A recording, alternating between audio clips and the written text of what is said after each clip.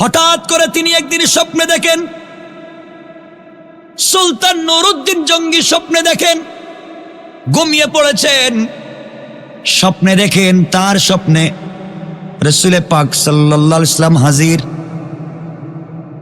নবীজি ডাক দিয়ে বলছেন, সুলতান নুরউদ্দিন জঙ্গি, তিনটা লোক আমাকে ডিস্টার্ব করতেছে, ঠিক মতো থাকতে দিচ্ছে না। তিনটা লোক আমাকে ডিস্টার্ব করছে। এই কথা বলবার পরে সুলতান নুরউদ্দিন জঙ্গি রহমতুল্লাহ আলাইহির ঘুম ভেঙে গেল। চিৎকার করে ঘুম থেকে উঠে গেলেন, গোসল করলেন, ওযু করলেন, তাহাজ্জুদের সালাত পড়ে 2 রাকাত আরো সালাত আদায় করলেন। আর সিজদার মধ্যে পড়ে বললেন, আল্লাহ, আমি বিশ্ব নবীকে আজকে স্বপ্নে দেখেছি। নবীজির চেহারাকে চিন্তিত দেখেছি। আমাকে বললেন তিনটা লোক রাসূল পাককে ডিস্টার্ব করে। আয় আল্লাহ তাআলা, জানি না কি হচ্ছে, আমি তো কিছুই বুঝতে পারতেছি না। আয় আল্লাহ, দুনিয়ার জমিনে এমন কোন ঘটনা ঘটাইও না যার দ্বারা আমরা বিপদে পড়ে যাই। তাহাজ্জুদের সালাত পড়ে আবার ঘুমিয়ে গেলেন। সহিহ riwayate পরের দিন আবার দেখেন, যখন তিনি আবার ঘুমিয়ে গেলেন গভীর রজনীতে, আবার দেখেন সুলতান নুরউদ্দিন স্বপ্নে দেখেন আবার বিশ্ব নবীকে তিনি স্বপ্নে দেখতেছেন। নবীজি আবার ডাক দিয়ে বলছেন, সুলতান নুরউদ্দিন জঙ্গি, গতকালকে তোমাকে বললাম তিনটা লোক আমাকে ডিস্টার্ব করে, আজও আবার তোমাকে বলছি তিনটা লোক আমাকে ডিস্টার্ব করে, কি করা যায়? আমার বন্ধুগণ, এক পর্যায়ে তিনি আবার ঘুম থেকে উঠে গেলেন। আর স্বপ্নে দেখেন নবীজি এভাবে বলতেছেন, এই যে তিনটা লোক আমাকে ডিস্টার্ব করে। সুলতান নুরউদ্দিন তাকায়া দেখেন তিনটা লোকের চেহারা সাদা, চোখগুলা হচ্ছে পিত বর্ণের, মার্বেল কালার পিত বর্ণের, চেহারা দবদবে সাদা। গতকালকে বিশ্ব নবী যেই তিনটা লোকের কথা বলেছেন, আজও তিনি সেই তিনটা লোককে আবার দেখালেন। ঘুম থেকে উঠে গেলেন, গোসল করলেন, ওযু করলেন, 2 রাকাত সালাত পড়লেন। আর আল্লাহর কাছে কান্না করে বললেন, আল্লাহ তাআলা, জানি না কি অপরাধ করেছি, ইসলামী রাষ্ট্র কোন বিপদের সম্মুখীন হচ্ছে জানি না। আল্লাহ তাআলা, তুমি সকল বিপদ থেকে আমাদেরকে বাঁচাইয়া দাও। সারাদিন কিছু খাইলেন না, টেনশনে পড়ে গেলেন, কি হলো, কি দেখলাম। তৃতীয় দিন যখন আবার তিনি ঘুমিয়ে গেলেন, তৃতীয় রাত্রে তিনি আবার স্বপ্নে দেখেন নবীজি এসে বলছেন, সুলতান নুরউদ্দিন জঙ্গি, 2 দিন তোমাকে বললাম, কোনো কর্ণপাত করলে না। তোমার দিলের ভিতরে কি আমি নবীজির ভালোবাসা নাই? তোমার দিলের ভিতরে কি আমি নবীজির দয়া নাই? এই যে তিনটা লোক আমাকে ডিস্টার্ব করে, এই তিনটা লোক থেকে আমাকে বাঁচাও। নুরউদ্দিন জঙ্গি দেখেন এই তিনটা লোক তো ঠিক আছে, গতকালকে যেই লোকগুলাকে দেখালেন, এর আগের দিন যে লোকগুলাকে দেখালেন, এই একই লোক, পিত বর্ণের চোখ, সাদা চেহারার মানুষ। ঘুম থেকে উঠে গেলেন, সহ্য করতে পারলেন না, কার কাছে বলবেন? তাহাজ্জুদের সালাত পড়ে সিজদায় গিয়ে আল্লাহকে ডাক দিয়া বলছেন, আল্লাহ, কথা দিলাম আজ থেকে দুনিয়ার কোনো খাবার আমি মুখে নিব না, যতক্ষণ পর্যন্ত 3 দিনের স্বপ্নের মূল ব্যাখ্যা না জানতে পারবো। নবীজি বলেছেন, আমি কি আশিকে রাসূল না? আল্লাহ, আমি তো এমন আশিকে রাসূল, আমার কলিজা বিশ্ব নবীর জন্য দিতে পারি। আমার জীবন আমি বিশ্ব নবীর জন্য দিতে পারি। কি হচ্ছে আমি জানি না। ঘুম থেকে উঠে তার প্রধানমন্ত্রী জালালউদ্দিন মৌসুলির সঙ্গে পরামর্শ করলেন। জালালউদ্দিন মৌসুলিকে বললেন, সুলতান নুরউদ্দিন জাহাঙ্গীর বললেন, প্রধানমন্ত্রী শোনো, 3 দিন একই স্বপ্ন দেখেছি। নবীজির চেহারা বড় বিবর্ণ দেখেছি, টেনশন চিন্তাযুক্ত দেখেছি। 3টা লোককে 3 দিন আমাকে দেখালেন, পিতবর্ণের চোখ, সাদা চেহারা।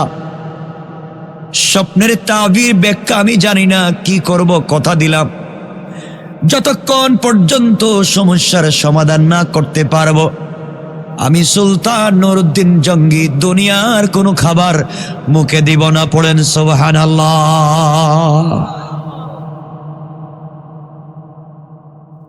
আমার বন্ধুগণ, জালালউদ্দিন মৌসুলি বললেন, বাদশা আর দেরি করেন কেন? আমার বিশ্বাস, আমার মনে হয় মদিনার রসুলের রওজা মুবারক কোনো বিপদে পড়ে গেল কিনা, নবীজির রওজা মুবারকে কিছু হয়ে গেল কিনা। চলেন বাগদাদ থেকে মদিনার দিকে যাই। সুলতান নুরউদ্দিন জাহাঙ্গীর প্রধানমন্ত্রী জালালউদ্দিন মৌসুলির কথাগুলা শুনে 16,000 সেনাবাহিনী নিয়ে 1 মাসের খাবার নিয়ে বাগদাদ থেকে তিনি মদিনার পথে যাত্রা করলেন। 1 মাসের খাবার নিলেন, 16,000 সৈন্য নিলেন, খাবার বন্ধ করে দিলেন। নিজে শুধু পানি পান করেন, আল্লাহর নামের জিকির করেন, আর বলছেন, আল্লাহ তাআলা আমাকে তুমি জিন্দা মদিনায় পৌঁছায়া দাও, আমাকে রসুলের রওজা মুবারকের কাছে নিয়ে যাও। আমি জানতে চাই রসুলের রওজা কোনো বিপদে পড়ে গেল কিনা। কেন আমি আরো আগে খবর নিলাম না? কেন আমি আগে দেখলাম না কি হয়েছে? আমার বন্ধুগণ, 11 দিন রাস্তায় সফর করে 12তম দিনে তিনি মদিনায় পৌঁছে গেলেন। সুলতান নুরউদ্দিন জাহাঙ্গীর মদিনায় পৌঁছে গিয়া তিনি বলে দিলেন, সাবধান, কোন লোককে মদিনা থেকে বের হতে দিবা না। মদিনা থেকে বের হওয়ার কোনো পারমিশন নাই, যে যাবে ক্রস ফায়ার। বাহির থেকে ভিতরে ঢুকা যাবে, কিন্তু ভিতর থেকে বাহিরে যাওয়া যাবে না। এই কথা বলে নুরউদ্দিন জাহাঙ্গীর, নুরউদ্দিন জঙ্গি তিনি নেমে গেলেন উটের পিঠ থেকে, ঘোড়ার পিঠ থেকে। পায়ের জুতা খুলে ফেললেন, পাগলের মতো দৌড়াইয়া রসুলের রওজার দিকে যায়। সবাই ডাক দিয়া বলতেছেন, বাদশাহ জাহাপনা, এই শক্ত পাথরের এলাকা, বালি গরম, আপনি জুতা খুলছেন কেন? নুরউদ্দিন জঙ্গি ডাক দিয়া বলছেন, জানো না, আমার নবীজি আমাকে বলেছেন, জাহাঙ্গীর রে জঙ্গি, সুলতান নুরউদ্দিন জঙ্গি, তুমি কি আশেক রসুল না? আমি আশেক রসুল প্রমাণ করব।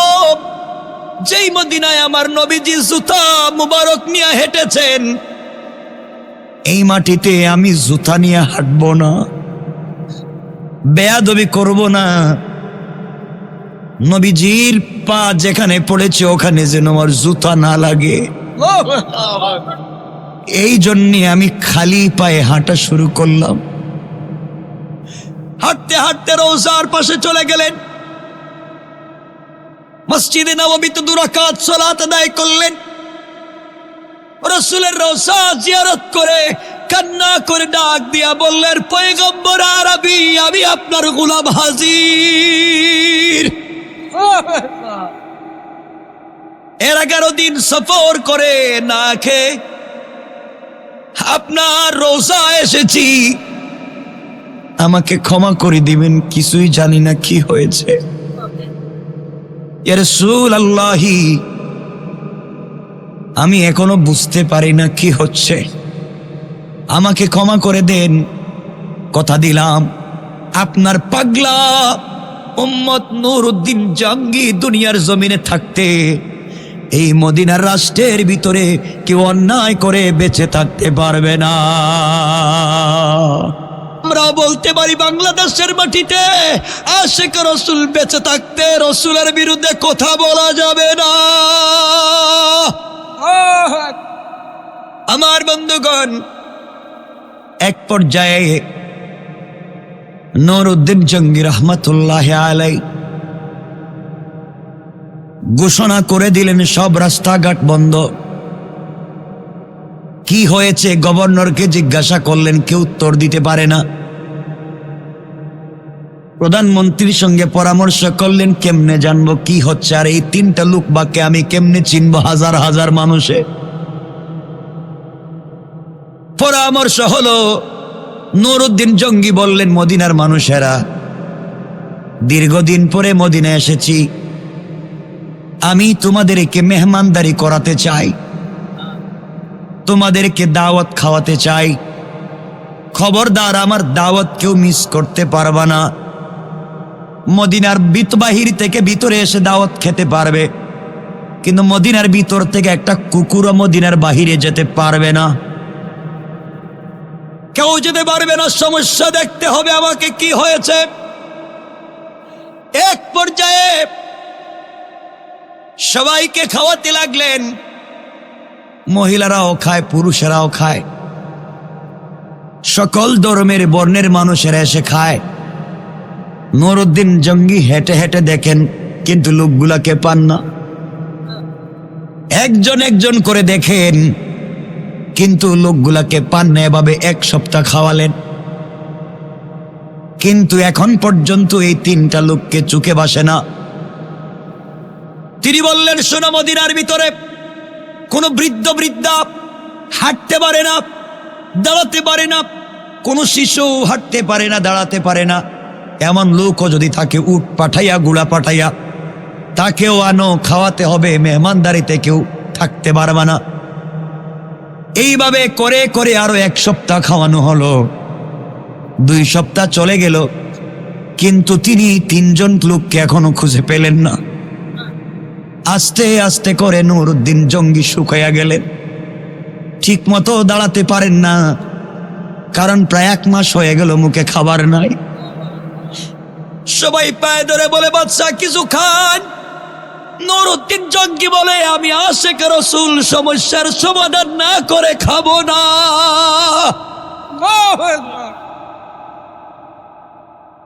14 দিন শেষ, এখন পর্যন্ত কোনো সমস্যার সমাধান হলো না।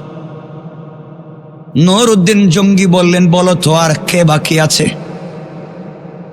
দুধ পাঠাইয়া গ্রাম থেকে, শহর থেকে, দূর থেকে, 100 মাইল দূর থেকে ধরে ধরে মানুষগুলা কেনে খাওয়ালেন।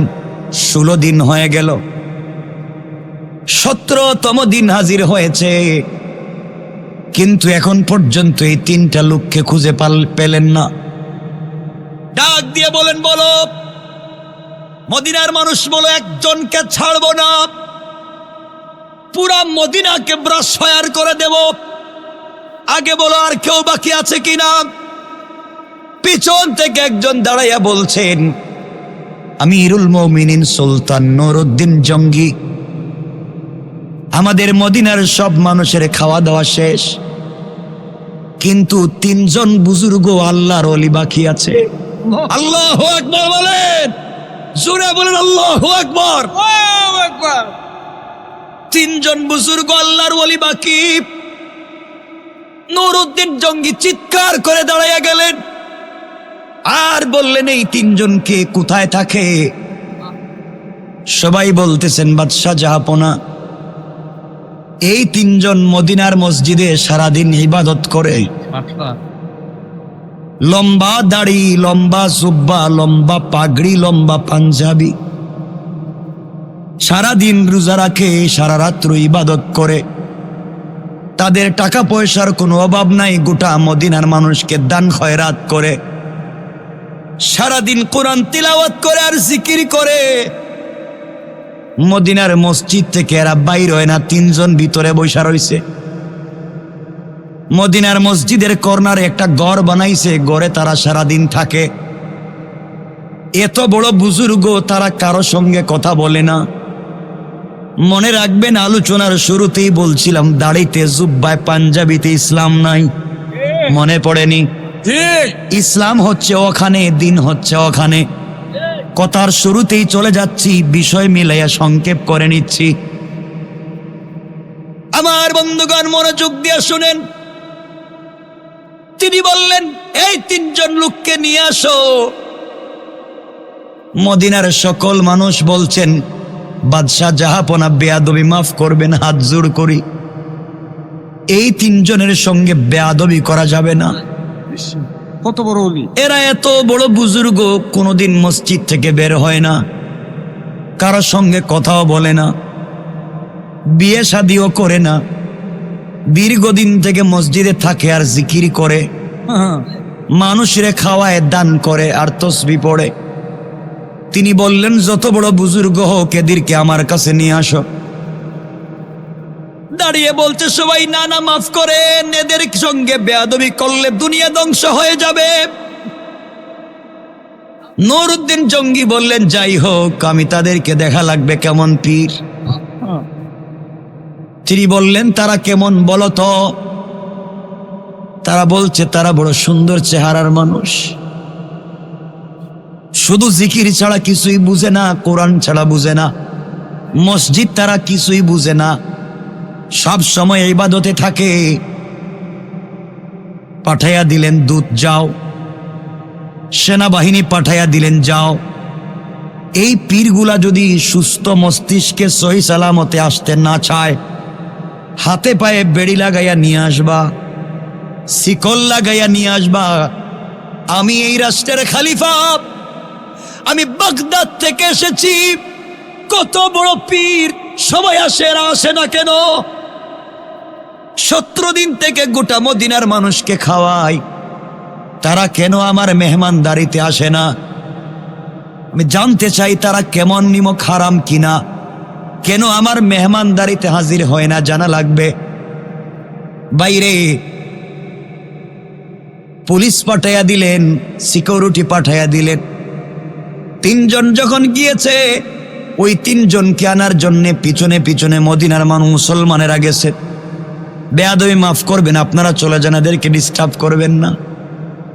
পুরা মদিনার মানুষেদের পক্ষে, এরা বড় বুজুর্গ, কেউ আনতে পারে না। সুলতান নুরউদ্দিন জঙ্গি দাঁড়ায়া গেলেন, চোখ লাল হয়ে গেল, মাথার চুল যেন মুসার মতো দাঁড়াইয়া যাচ্ছে, গরম হয়ে গেলেন।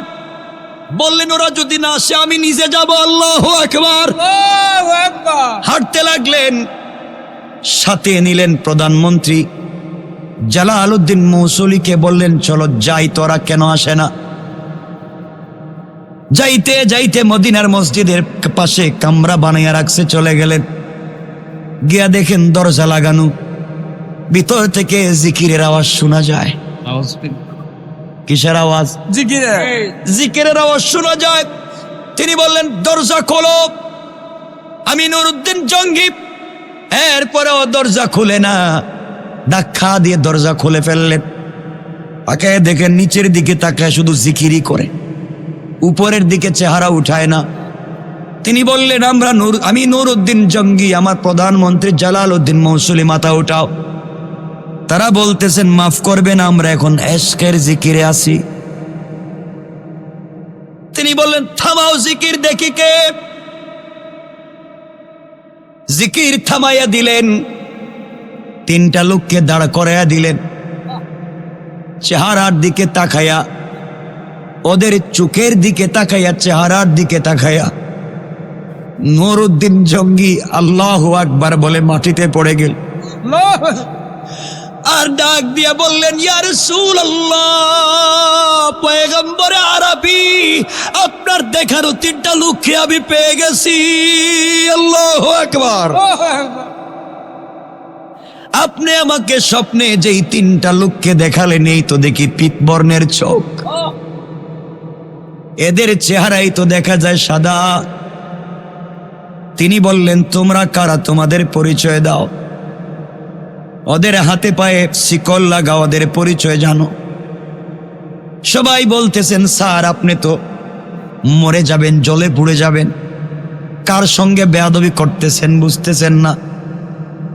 নুরউদ্দিন জঙ্গি বললেন কোনো কথাই শুনতে চাই না, এদেরকে জিজ্ঞাসা করি কি হয়েছে। জিজ্ঞাসা করলেন তোমরা কি চাও? তারা বলতেছে আমরা প্রায় 32 বছর থেকে এখানে ইবাদত করি, জিকির করি, নামাজ পড়ে, রোজা রাখি, ছাড়া আমাদের কাজ নাই। মদিনার মানুষকে দান খয়রাত করা ছাড়া আমাদের কোনো কাজ নাই। তিনি তো চেহারা দেখেই বুঝতে পারলেন, এই 3টা লোক আমাকে রসুল দেখালেন। চেহারা আমি চিনে ফেলেছি, চোখ দেখে ফেলেছি। এখন তাদেরকে বললেন তোমরা আমাদের দাওয়াতে গেলে না কেন? সবাই বলতেছে বাদশাহ আমরা মসজিদ থেকে বের হই না উপর থেকে পারমিশন না আসলে। উপর থেকে কে পারমিশন দেয়? আমাদের সম্পর্ক তো স্বয়ং রবের সাথে।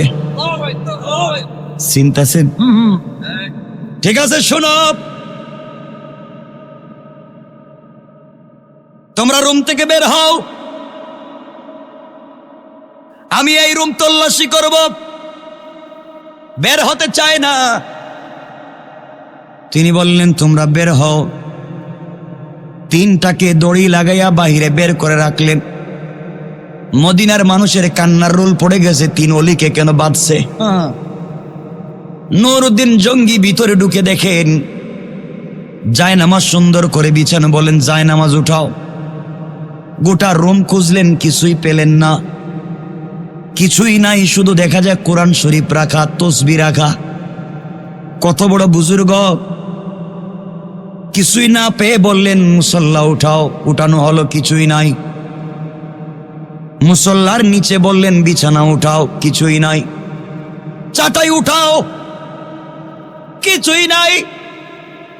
চাটাই উঠানোর উপরে দেখা যায় বিশাল বড় একটা পাথরের পাটাতন।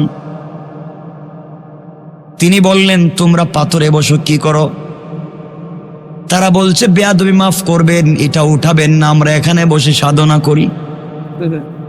ঠিক আছে, আমি বুঝতে চাই তোমাদের সাধনা, তোমরা এটা উঠাও, পাথর উঠাও।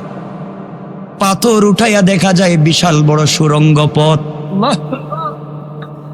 নুরউদ্দিন জঙ্গি সাথে সাথে সিজদায় পড়ে গেলেন, 2 রাকাত সালাত আদায় করলেন, আর বললেন কেউ ঢোকা লাগবে না। নুরউদ্দিন জঙ্গি বললেন জালালউদ্দিন মৌসুলি চলো আমরা 2 জন ঢুকি। ভিতরে ঢুকে দেখেন বিশাল বড় সুরঙ্গ পথ। বিশাল বড় সুরঙ্গ পথ যেতে যেতে দেখা যায় রসুলের রওজার কাছাকাছি পৌঁছে। যেদিকে রসুলের পা মুবারক ওইখানে চইলা গেছে, আর মাত্র 1 হাত থেকে আধ হাত মাটি কাটলে রসুলের পায়ের কাছে পৌঁছে যায়।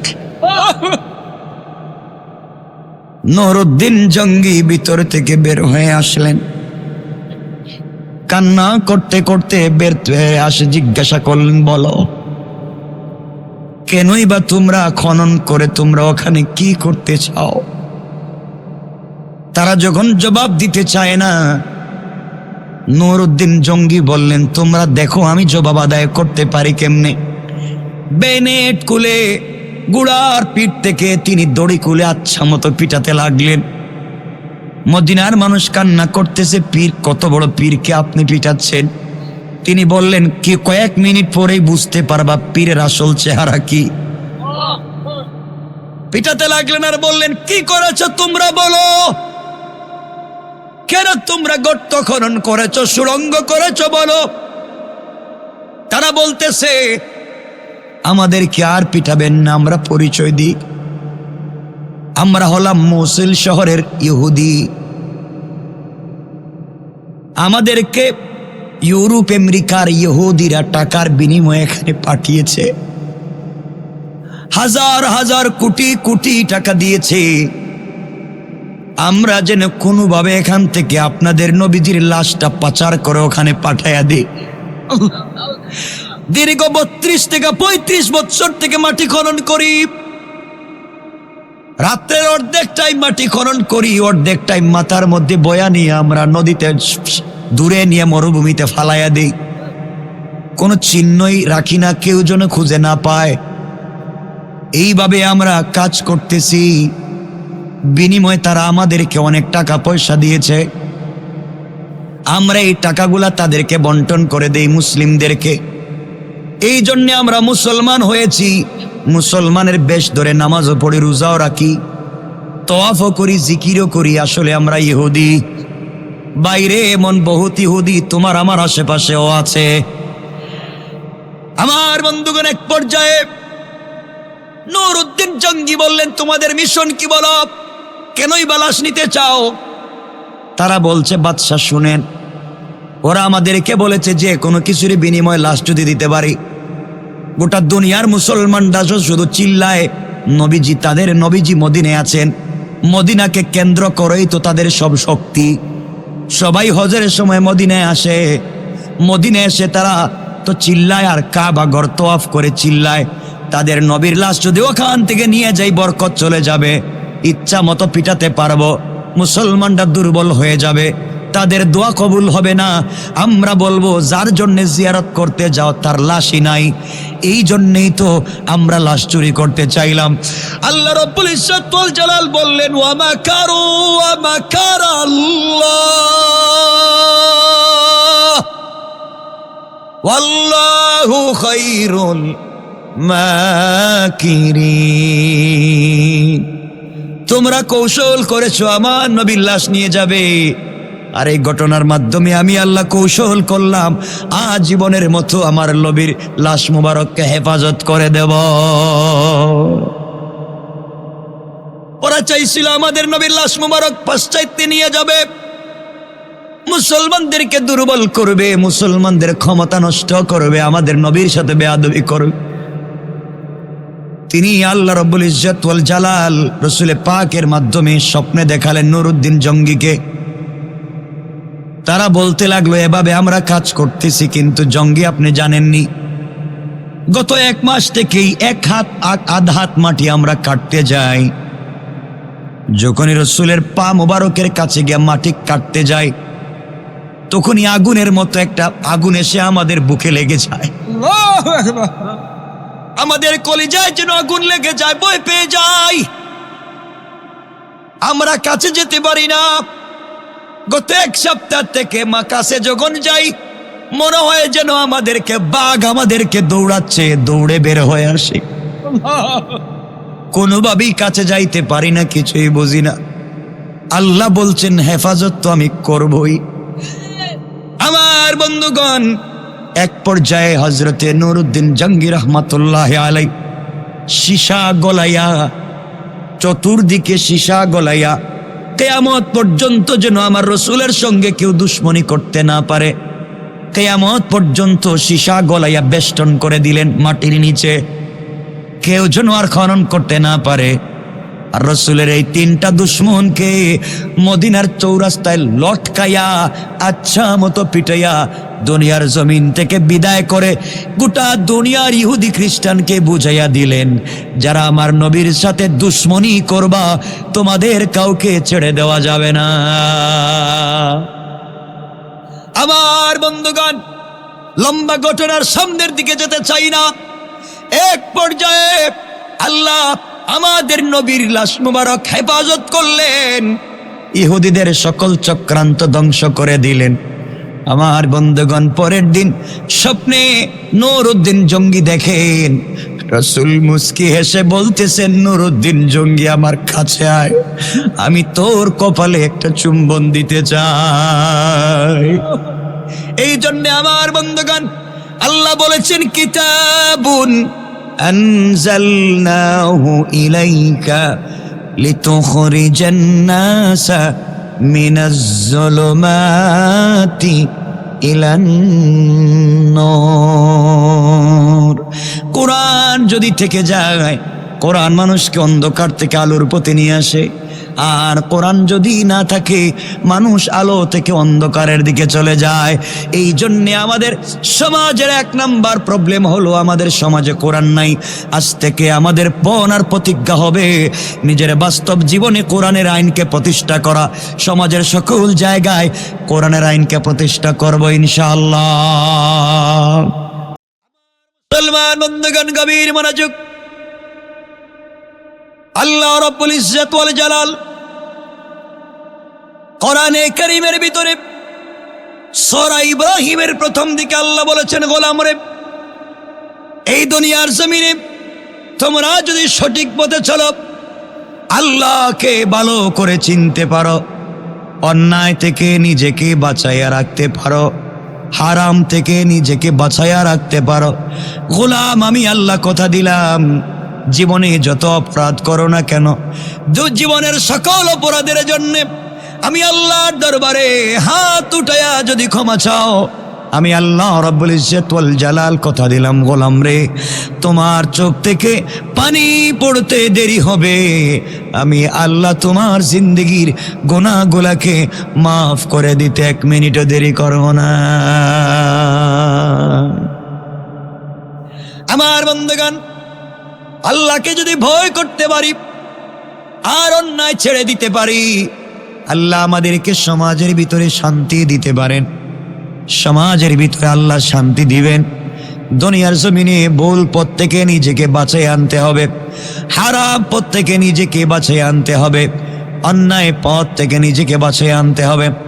আমার বন্ধুগণ, খলিফাতুল মুসলিমিন আমিরুল মুমিনিন হযরত ওমর ফারুক রাদিয়াল্লাহু তাআলা আনহু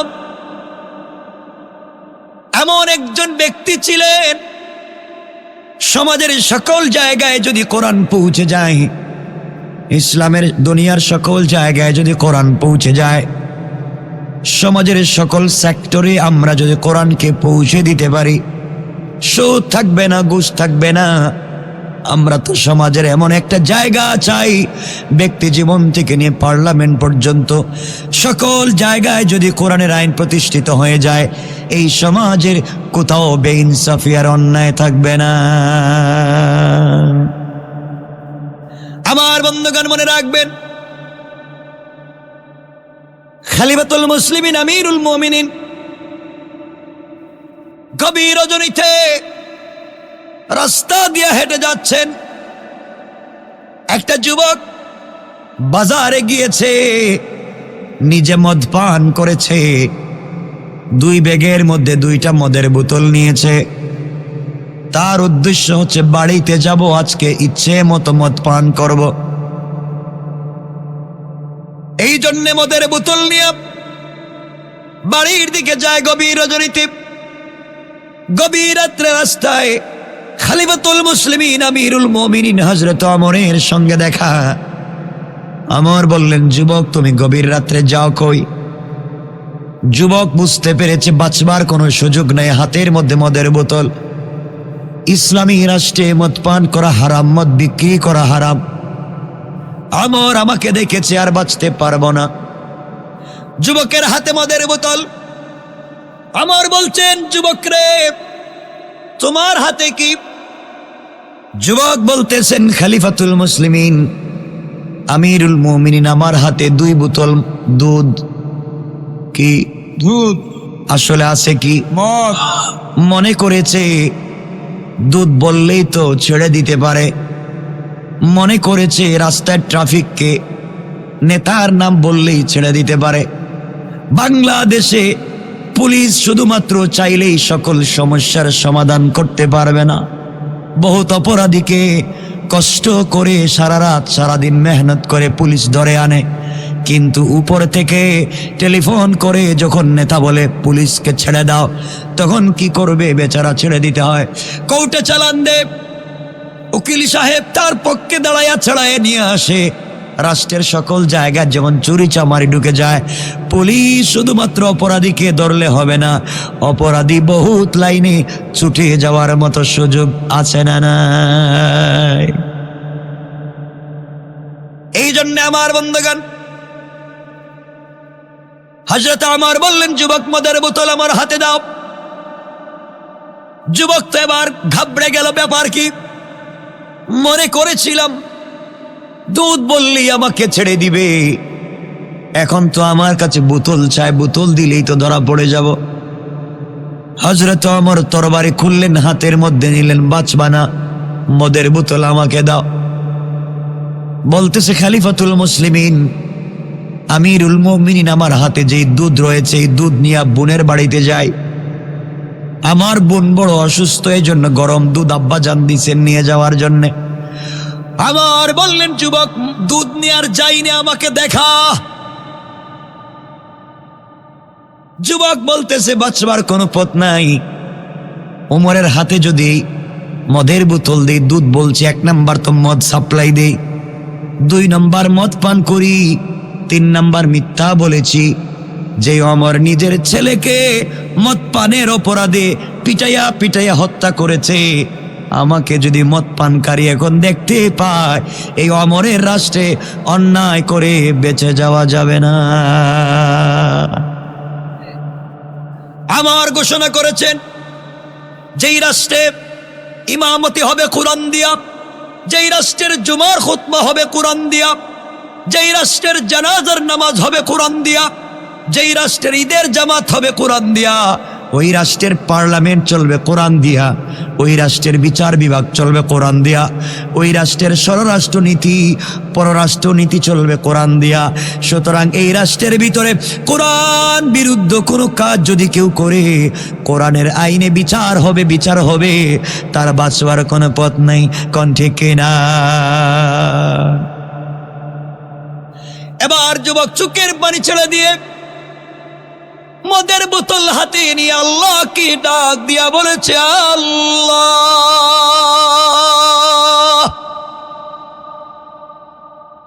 ওমরের সামনে দাঁড়িয়েছি, আয় আল্লাহ তাআলা, ওমর তো ছেড়ে দেবে না, নির্ঘাত আমাকে হত্যা করে ফেলবে। এমন ওমর, যেই ওমর মদিনার মসজিদে মদিনায় একদিন বলেছিল মদিনায় ভূমিকম্প শুরু হয়েছে, হযরত ওমর তরবারি হাতে নিয়ে মদিনার মাটির মধ্যে তরবারি গেড়ে বলেছিলেন, মদিনার মাটির খবরদার, এই মাটির নিচে বিশ্ব নবী শুয়ে আছেন, রহমতের নবী শুয়ে আছেন, আল্লাহর বন্ধু যেই মাটিতে শুয়ে আছে, বেয়াদবি করিস না। যেই দিন ওমর তার তরবারি মাটির মধ্যে গেড়ে এই কথা বলেছেন, কিয়ামত পর্যন্ত আর মদিনার মাটিতে কোনোদিন ভূমিকম্প হবে না।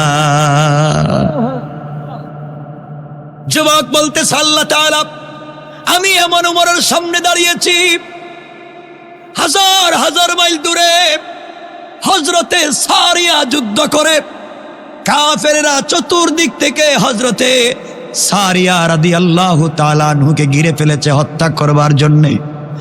হযরত ওমর মদিনার মসজিদে বসে মিম্বরে দাঁড়াইয়া জুমার খুতবা দিচ্ছিলেন। শত শত মাইল দূরে, শত শত মাইল দূরে হযরতে সারিয়া যুদ্ধ করে আমার মদিনার মিম্বরে দাঁড়াইয়া ডাক দিয়া বললেন, ইয়া সারিয়া আল জাবাল, আল জাবাল, আয় আল্লাহ, এই ওমরের সামনে দাঁড়িয়েছি, তুমি যেই ওমরের খুতবার সময়ের সেই কথাকে শত শত মাইল দূরে সারিয়ার কানে পৌঁছাইয়া দিয়েছ। আয় আল্লাহ, আমি তো ওমরের সামনে দাঁড়িয়েছি, মিশরের নীল নদী পানি দিতে চায় না, শুকিয়ে যায়। পানি আনার জন্যে যুবতী সুরসী তরুণীকে সুন্দর করে সাজাইয়া নদীতে বুক দিলে পানি দেয়, নচেত পানি দেয় না। হযরত ওমর তো এই নদীর নামে চিঠি লিখেছিলেন আর বলেছিলেন, নদীরে যদি তোমার ক্ষমতায় আর তোমার প্রভাবে পানি দাও, এই পানির দরকার নাই, আল্লাহর হুকুমে যদি তুমি পানি প্রবাহিত হও, আমি ওমর বলতেছি তুমি পানি দিবে না কেন? হযরত ওমরের এই চিঠি নদীতে রাখতে দেরি হয়েছে, এই নদীর মধ্যে পানি আসতে দেরি হয় না। আয় আল্লাহ তাআলা, ওমর তো সেই ওমর, যে ওমর বিশ্ব নবীর মাথা কাটবার জন্য ঘর থেকে বের হয়েছে।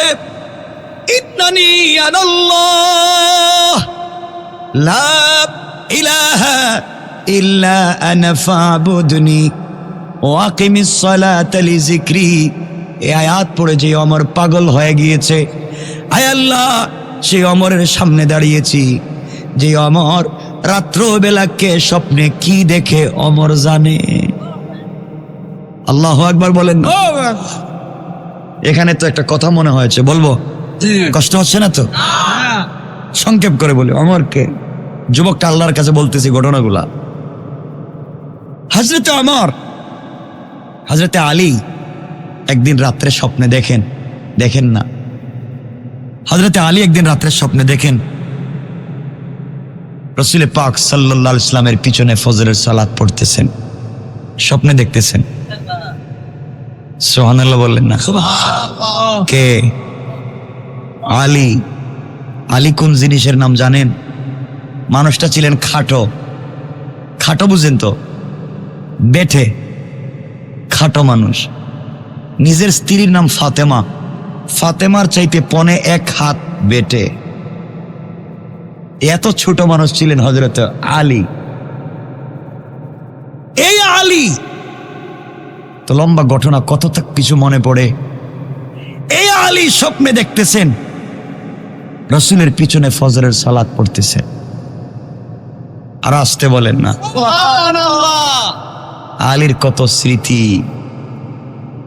স্মৃতি হযরতে আলী, কি বলবো আপনাদেরকে।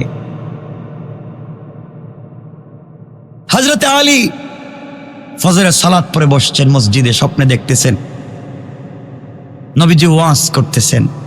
হঠাৎ করে দেখেন, স্বপ্নে দেখতেছেন এক মহিলা আসছে, আয়েশা বলতেছে, আলী আমার খেজুর গাছে খেজুর ধরছে, আমি 1 থুড়া খেজুর নিয়ে আসছি রাসূলের জন্য, নবীজিকে খেজুরটা দাও, নিজে খাবেন, তার বন্ধু সঙ্গী সাথীদেরকে খাওয়াবেন। হযরতে আলী স্বপ্নে দেখেন নবীজির কাছে তিনি খেজুরটা নিয়ে দিলেন, নবীজি সবাইকে একটা করে খেজুর দিলেন। এমন সময় হযরতে আলীর ঘুম ভেঙে গেছে। ঘুম ভাঙ্গার পরে দেখেন তার মুখের মধ্যে রাসূলের দেওয়া এখনো খেজুরটা লেগে আছে। হযরতে আলী ওযু করলেন, ফজরের সালাতে মসজিদে চলে গেলেন। রাসূল কিন্তু নাই, হযরত ওমরের যুগ। আমার বন্ধুগণ, হযরত আলী মসজিদে গিয়ে দেখেন আমারের ইমামতিতে ফজরের সালাত চলতেছে।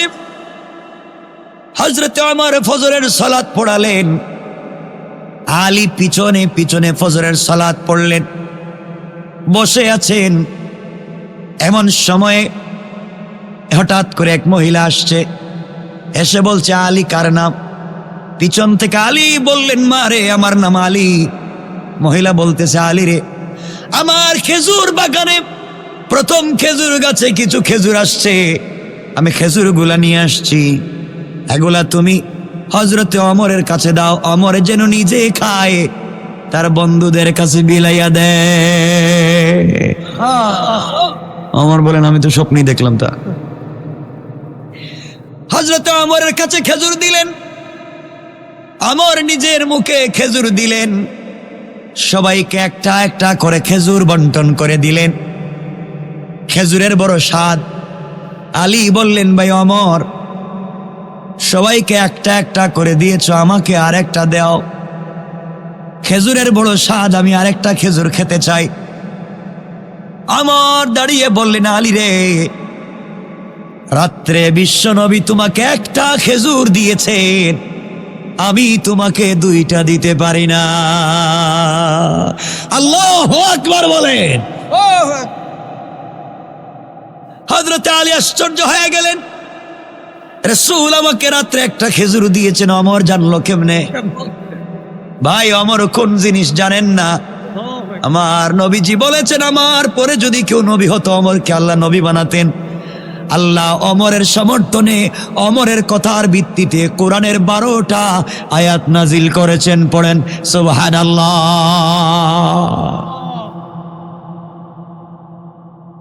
আমার বন্ধুগণ, যুবক ডাক দিয়ে বলছে, আল্লাহ তাআলা সেই ওমরের সামনে পড়েছি, নির্ঘাত বাঁচার কোনো পথ নাই, ওমর তো ওই জিনিসের নাম। আমার বন্ধুগণ, ওমর তো ওই জিনিসের নাম। ভাইরে, রাসূল পাক সাল্লাল্লাহু আলাইহি ওয়াসাল্লাম মসজিদ থেকে বের হয়ে যোহরের সালাত পড়ে হেঁটে যাচ্ছেন। হঠাৎ করে তিনি তাকায়া দেখেন সামন দিকে শয়তান আসতেছে। নবীজি বললেন, শয়তান আসুক, আজকে কিছু কথা জিজ্ঞাসা করি। নবীও যান, শয়তানও আসে। হঠাৎ করে বিশ্বনবী তাকায়া দেখেন শয়তান রাস্তা ছাইড়া জমিন দিয়ে পুরা উল্টা পথে দৌড়ায়। নবীজি চিন্তায় পড়ে গেলেন, হঠাৎ করে শয়তান দৌড়ায় কেন উল্টা পথে? পিছন দিকে তাকায়া দেখেন হযরত ওমর আসতেছে। আল্লাহু আকবার। নবীজি বলেন, শয়তান বুঝছি, এবার আমার ওমরের দিকে দৌড়াইতেছিস। এত ভয় পায় ওমর সবাই। আমার বন্ধুগণ, ওমর কোন জিনিস শোনো, আর বিশ্বনবী ওমরকে তো ভালোবাসেন কেন শোনো। দুনিয়ার জমিনে সেই নবীকে যদি ভালোবাসতে পারো, জীবনে কিছুই লাগবে না, কাফেরেরা কিছুই করতে পারবে না। কোন কৌশল করে কাফেরেরা আমাদেরকে আটকাতে পারবে? কথা বলেন না কেন? আজকে আমরা আল্লাহর দয়া পাওয়ার জন্য, রহমত পাওয়ার জন্য কত চেষ্টা করি, পাই না। শুধু ওই জায়গায় আমরা অন্ধকার করে রেখে দিয়েছি, এই জন্যে পাই না। কথাটাকে সংক্ষেপ করে বুঝাইয়া দিই। কষ্ট হচ্ছে না তো?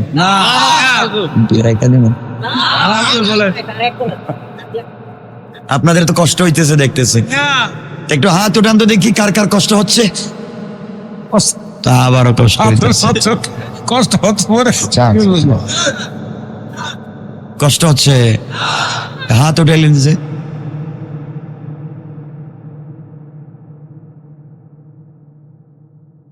আজকে শোনো যুবকেরা, যারা বিয়ে করছেন, বাসায় গিয়ে সালামটা দিয়ে দিন।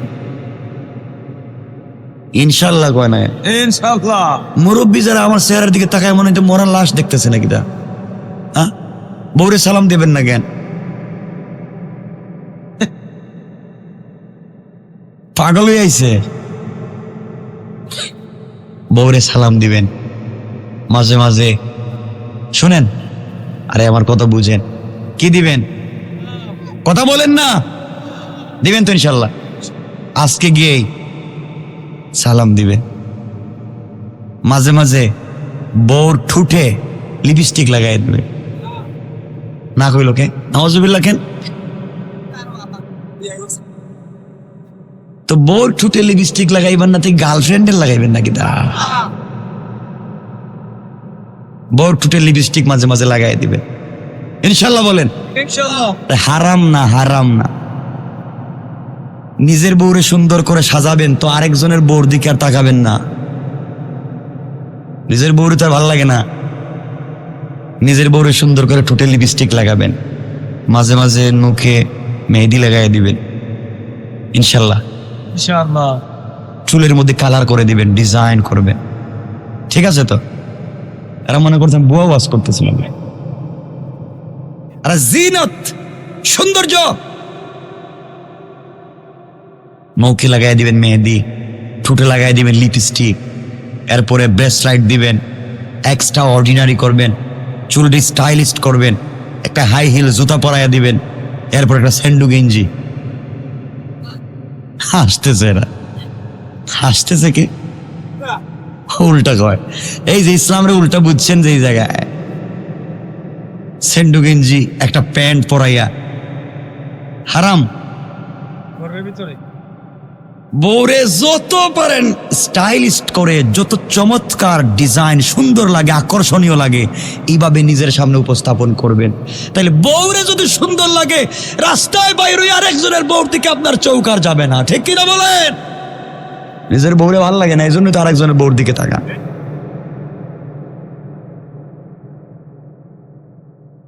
এজন্য নিজের বউরে সাজাইবেন। মুরব্বীরা মনে মনে কইতেছে, সে আমরা তো বুড়ো হয়ে গেছি গে। আরে বুড়ো হয়ে গেলে কি হইব?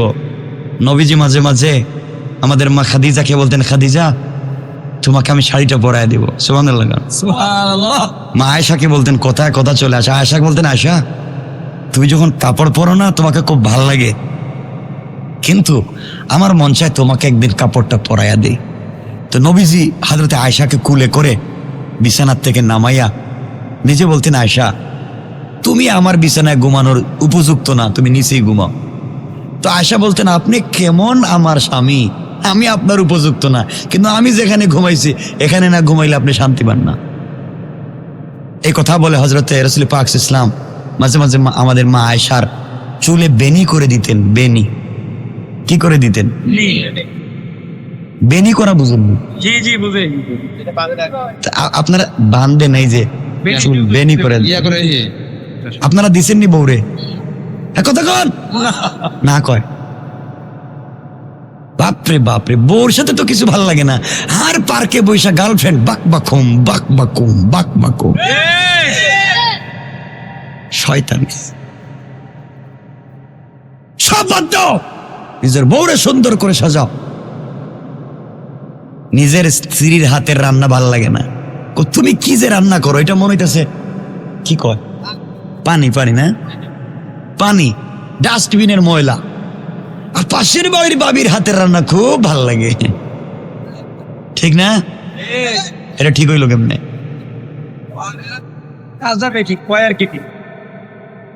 এগুলো ঠিক না। এই জন্য বউর সাথে ভালো ব্যবহার করবেন ইনশাল্লাহ।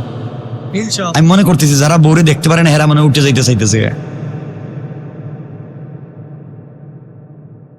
আপনারা তো এমন জিনিস, বউরে পিটান, বউরে মায়ের করে মারে, মায়ের ধরে কুস্তি ধরে ফেলায়। মায়ের আসেনি এলাকায়, মায়ের করেনি, আল্লাহ জানে। হুজুর বউ তো কথা শুনে না, আরেক দুটো কইতাছে বউ কি করে না? কথা শুনে না। কথা শুনে না, দুষ্ট আপনার বউরে আপনি লাইনে আনতে পারেন নাই। আজকে থেকে করে গিয়ে বলবেন, বউ মাশাআল্লাহ তোমাকে যে সুন্দর লাগতেছে, আমার কলজা হেঁটে যাইতেছে গা। হ্যাঁ, এভাবে বলবেন, বউরে ভালোবাসবেন, মাঝে মাঝে রান্নায় সহযোগিতা করবেন, কাপড় ধুইয়া দিবেন।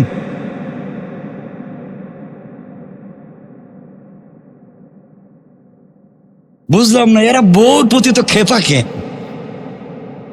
বুঝলাম না, সবাই দেখি খেপা।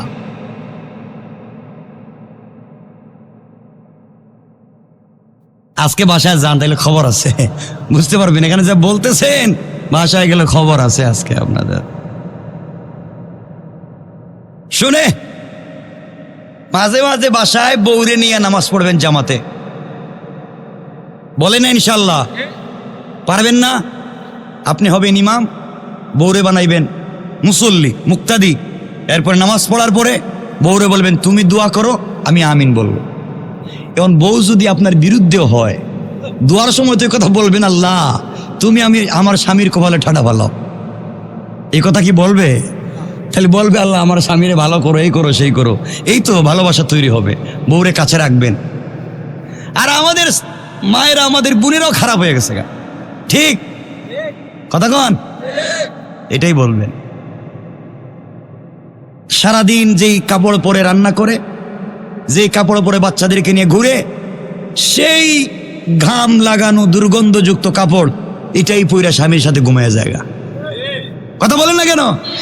আর দামি দামি যত কাপড় এগুলা শুধু মার্কেটে আর বিয়ে শাদিতে পরে যায়। এ দুষ্ট আপনার, আপনি বউরে বলবেন তুমি যত দামি কাপড় সব আমার সামনে পরবা, রাত্রে তুমি সুন্দর করে সাজবা, একটা গ্লাসের সামনে দাঁড়িয়ে ডিজাইন করে সাজাইবা বউরে।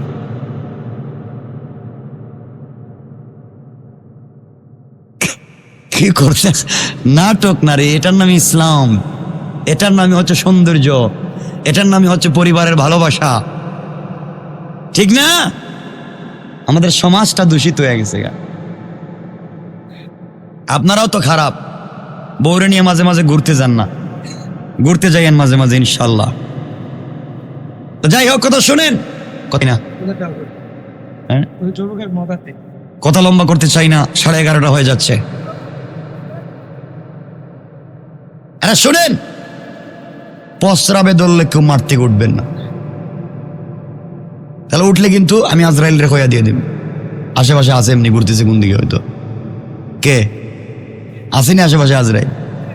প্রস্রাবে ধরলে জায়গায় প্রস্রাব করবে, যাওয়ারই দরকার নেই আজকে। যাক, কথা বললাম আপনাদের মনোযোগ আকর্ষণ করবার জন্য। আমার বন্ধুগণ, যুবক বলতেছে আল্লাহর কাছে, আল্লাহ কোন বিপদে পড়লাম, অমররে যে বললাম এটা দুধ, আছে তো মদ, আছে কি মদ, বললাম যে দুধ, তাও বলছি গরম দুধ, এখন কি করি? বাঁচার তো কোনো পথ নাই। আমার বন্ধুগণ, এক পর্যায়ে যুবক আল্লাহর কাছে বলছে, আল্লাহ তাআলা তোমাকে কথা দিলাম, জীবনে যত অপরাধ করেছি আর কোনো অপরাধ ওইভাবে করব না, আর অন্যায় করব না। আল্লাহ তাআলা মুনিব তোমাকে কথা দিলাম, আজকে থেকে মদ আমি ছেড়ে দিলাম, আজ থেকে আমি কোনোদিন মদ পান করব না, কথা দিলাম হারাম কাজ করব না, আজ থেকে আর নামাজ ছাড়ব না। আয় আল্লাহ, তুমি তোমার ওমরের হাত থেকে আমারে বাঁচাও। আজরাইল রে তো ভয় করে না, ওমর রে যত ভয় করে। আজরাইল তো কাউরে আসার দেয় না, ওমর পাইলে আসারও দিতে পারে। আয় আল্লাহ, কথা দিলাম তুমি আর কোনোদিন নাফরমানি করব না। এই মুহূর্তে ওমরের হাতে যে আমি মদের বোতল দিচ্ছি, আয় আল্লাহ তোমার জাতে পাকের কসম, আমি তোমার গোলাম, তোমার নাম তো আজিজুল গফফার। আল্লাহ তুমি ক্ষমা করে দাও, আর মদ পান করব না।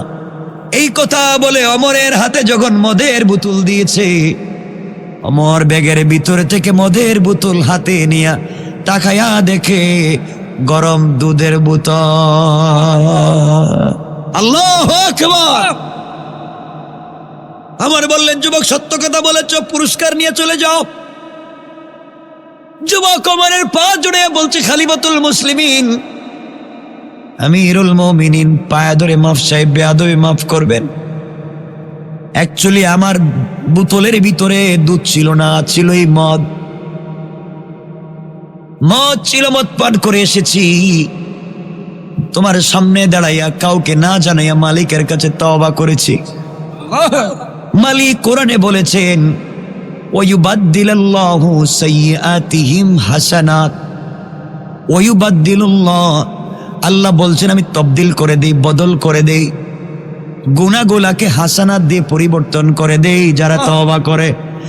আল্লাহ ওমর বললেন, যুবকরে, আল্লাহর কাছে তওবা করেছো, আল্লাহ যদি সত্যিকার অর্থে তোমার বোতলে মদ থেকে দুধ বানাইয়া দিতে পারে, তোমার দোয়া কবুল করতে পারে। আমি ওমর দুই হাত জোড় করে বললাম, ওমর যুবক রে, এই মুহূর্তে তুই ওমরের জন্য দোয়া কর, আল্লাহ যেন আমি ওমরকেও কবুল করে নে। কেমন ছিলেন তারা? আমার বন্ধুগণ,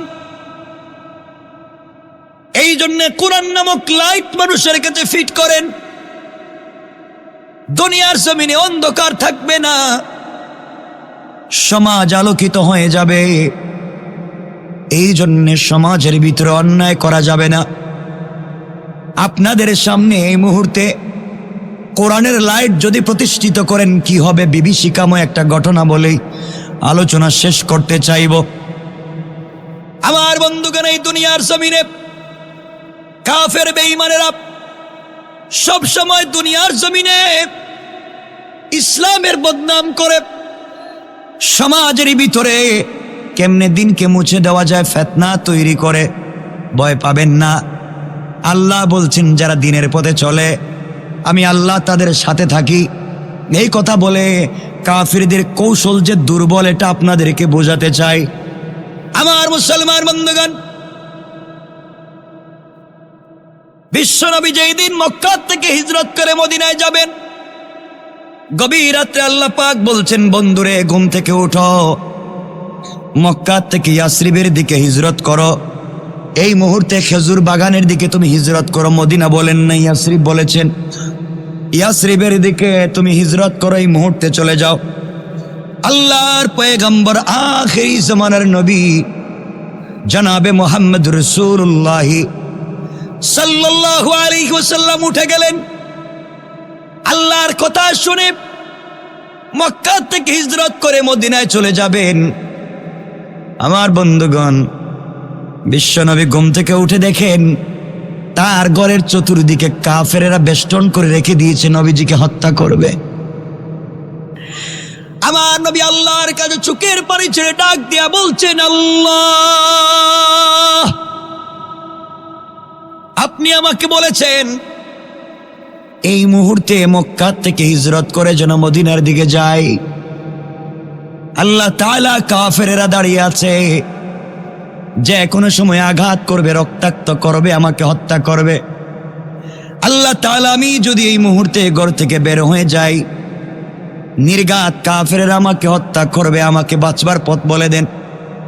আল্লাহ ডাক দিয়া বললেন, বন্ধুরে তোমার কাজ হলো ঘর থেকে বের হয়ে যাওয়া, আর তোমাকে হেফাজতের জিম্মাদার স্বয়ং আমি আল্লাহ।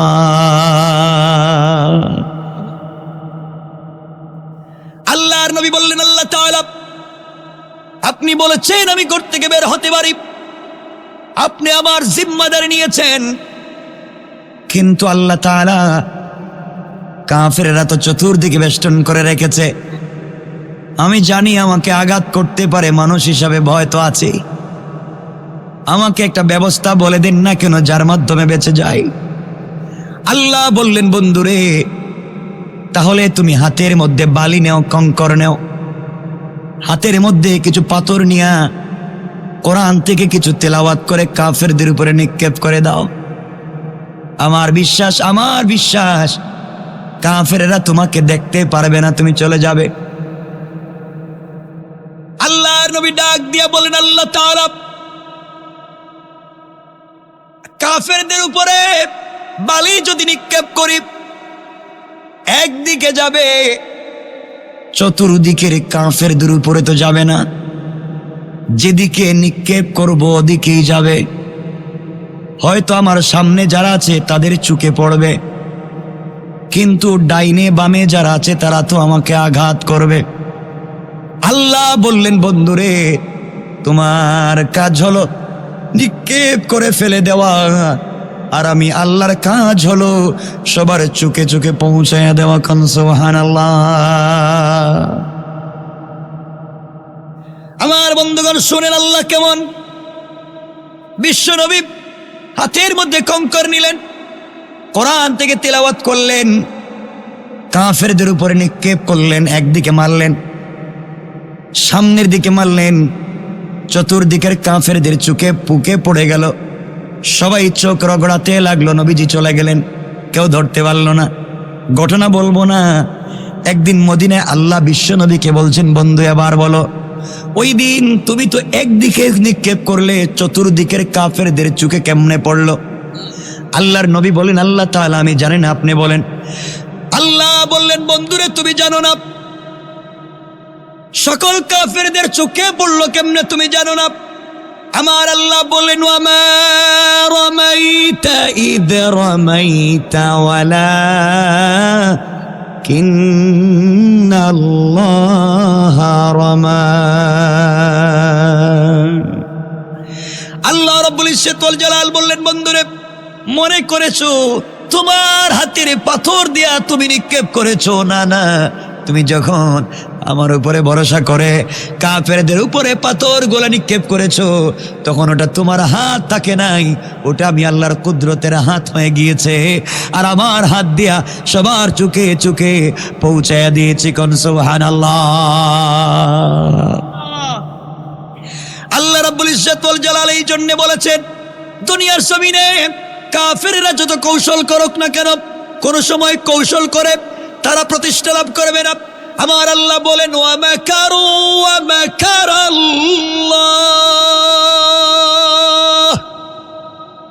ওয়াল্লাহু খায়রুল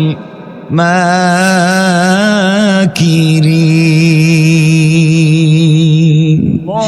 আল্লাহ রাব্বুল ইজ্জত ওয়াল জালাল বলেছেন, কাফেররা দুনিয়ার জমিনে যত কৌশল করে না কেন, আল্লাহ বলছেন আমার কৌশল আরো বড়। ইন্না কাইদাশ শাইতানি কানা দাইফা।